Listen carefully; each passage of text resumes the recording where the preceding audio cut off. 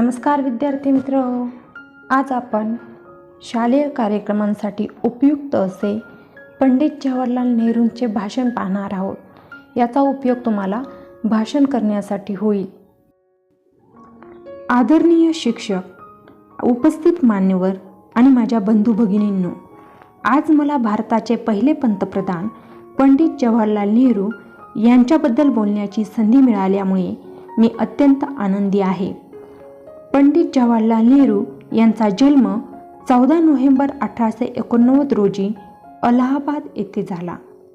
ते एक उत्कृष्ट नेते, विचारवंत आणि लेखक होते.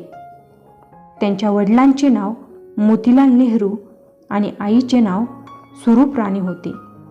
नेहरूंचे शिक्षण इंग्लंडमधील हार्रो आणि केम्ब्रिज विद्यापीठात झाले. ते एक कुशल वकील होते, परंतु भारताच्या स्वातंत्र्य लढ्यात सहभागी होण्यासाठी त्यांनी वकिलीचा व्यवसाय सोडला.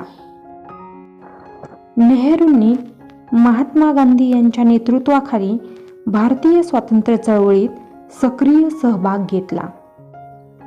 ते भारतीय राष्ट्रीय काँग्रेसचे महत्त्वाचे नेते होते. 15 ऑगस्ट 1947 रोजी भारताला स्वातंत्र्य मिळाल्यानंतर ते देशाचे पहिले पंतप्रधान झाले. त्यांची कार्यशैली देशाच्या प्रगतीसाठी समर्पित होती. पंडित नेहरूंनी औद्योगिकीकरणाला प्रोत्साहन दिले, विज्ञान आणि तंत्रज्ञानाच्या क्षेत्रात पुढे नेले आणि पंचवार्षिक योजनांच्या माध्यमातून भारताच्या आर्थिक विकासाचा पाया रचला.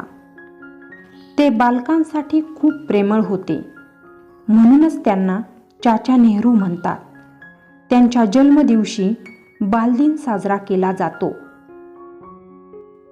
नेहरूंनी डिस्कव्हरी ऑफ इंडिया हे प्रसिद्ध पुस्तक लिहिले, ज्यामध्ये भारताचा इतिहास आणि संस्कृतीवर प्रकाश टाकला आहे. ते सेक्युलरिझमचे समर्थक होते आणि त्यांनी भारतात धर्मनिरपेक्षतेचा पाया भक्कम केला. 27 मे 1964 रोजी त्यांचे निधन झाले, पण त्यांचे कार्य आणि विचार आजही आपल्याला प्रेरणा देतात. त्यांच्या स्वप्नातील भारत घडवण्यासाठी आपण सर्वांनी एकत्र प्रयत्न केले पाहिजेत. आजारपणाच्या वेळी जो सगळ्यात मोठा आनंद देतो तो निरोगी मुलाचा हसरा चेहरा आहे. या नेहरूंच्या विचारांनी आपल्याला बालकाचे भविष्य घडवण्याची जाणीव करून दिली पाहिजे. अशा या महान नेत्यास कोटी कोटी वंदन करून मी माझे भाषण संपवते. धन्यवाद.